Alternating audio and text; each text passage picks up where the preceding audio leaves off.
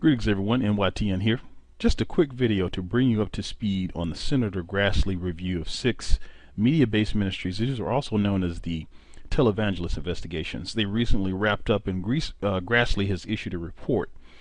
And I'm going to talk about the findings of that report by reviewing this article from the New York Times and some other articles. But I also want to take an opportunity to inform the public as well as address the arrogance of church members and these ministry supporters regarding how we as the taxpayers subsidize the lifestyles of their pastors and their favorite ministry leaders. And I really don't think that people fully understand the magnitude of this issue. Church members, they go around, they say, they really think that people on the outside that we don't have any say so. You don't pay tithes at this church, and our pastor deserves it, and he, so what is if he drives this and that and he lives this and that, and it's none of your business. But ladies and gentlemen, it is indeed our business, and I'm going to show you that. Now let's talk about this article. So 3 years ago there was an investigation initiated by Grassley at the prompting of watchdog groups and others, and the investigation looked at 6 ministries, and these ministries were identified as so-called or identified as being prosperity gospel ministries. Okay, and out of the 6 ministries that were part of the inquiry, 2 of the ministries responded fully to the investigation. They even implemented some changes. That was Joyce Meyer and Benny Hinn. But 4 of the ministries provided incomplete or no information at all. Those were Kenneth Copeland, Creflo Dollar, Eddie Long, and Paula White. Creflo Dollar is interesting because he initially said that he would cooperate, but I guess apparently he didn't. So the outcome of this investigation didn't really find any wrongdoing, but it established this new independent commission called the Commission on Accountability and Policy for Religious Organizations, and it's was established by the ECFA, which is a Christian financial accreditation group.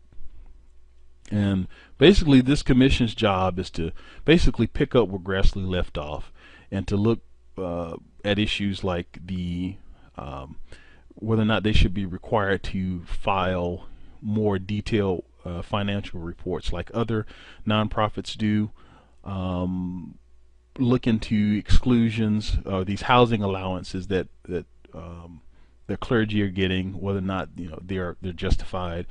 Also want to look at these love offerings and whether or not there needs to be some clarification on love offerings and how they are to be dealt with. But anyway, so that's the outcome of this investigation. And on his website, he's got a detailed report on each one of the ministries that were asked to cooperate. And I looked at Creflo Dollar's report, and it was pretty interesting. And for example, the report talks about how they were unable to determine the names of the board members for World Changers Church International, and also things like his wife being an officer of several of the corporations. And this organization, World Changers Church International, is massive. It has all kinds of organizations and businesses under its umbrella. It's got a huge budget of averaging around $70 million a year, 05, 06, and 07. It's just a huge organization. Salaries were not published, and you see other things, strange things going on with property and real estate, like things being like property being quit claimed to the church, so that the church takes financial responsibility for property once they buy it, and then the church turns right back around and basically deeds it to Creflo Dollar and his wife for nothing. So really strange thing there. As I mentioned, it's typical.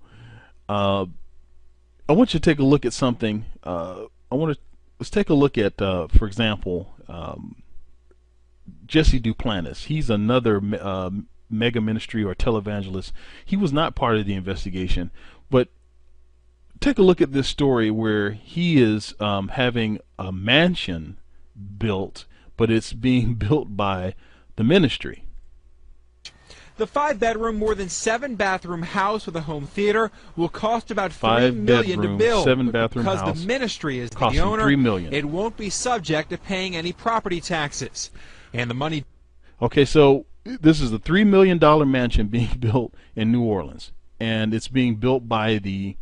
It's going to be owned by the church. So you're probably saying to yourself, well, not your typical Negro. So you're talking about all these preachers with these big houses, big churches, and yeah, they got salaries and private planes and all. So what? We've heard all this before. So what?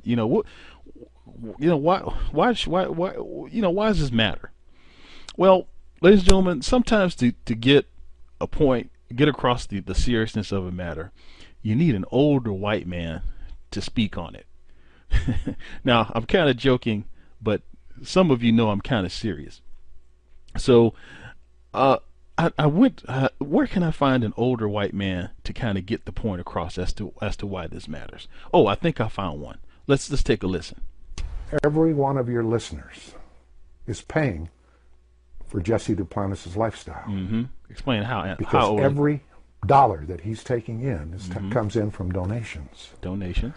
And that donation is a tax deduction for all of the people it gave, which shouldn't have been a tax deduction. Right, and so for everybody in America, everybody in your parish is paying for Jesse Duplantis' house. Okay. Taxpayers may be so let's pause it right there. So let me explain what Ole just said. Okay? What he's saying is that the tithes, offerings, all these expense accounts, all these homes, all these gifts that are given by the church people, church members, and people at home, sentenced into TBN and all that stuff. These are all tax deductible, meaning that the government cannot collect revenue off of these amounts, off of the values of these gifts. So that means that the taxpayer then has to make up the difference of what the government is not able to collect.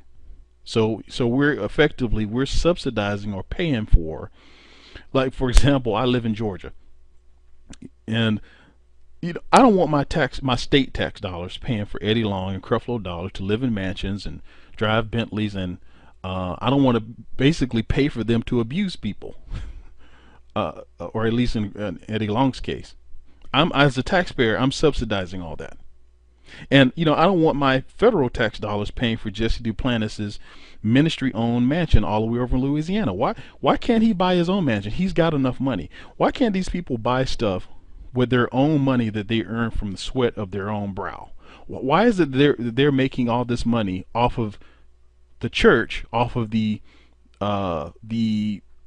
basically by using the government, and they can't pay for their own stuff? I think it's wrong how these ministries cry separation of church and state, but then they turn around and use the state via the tax system to their own benefit.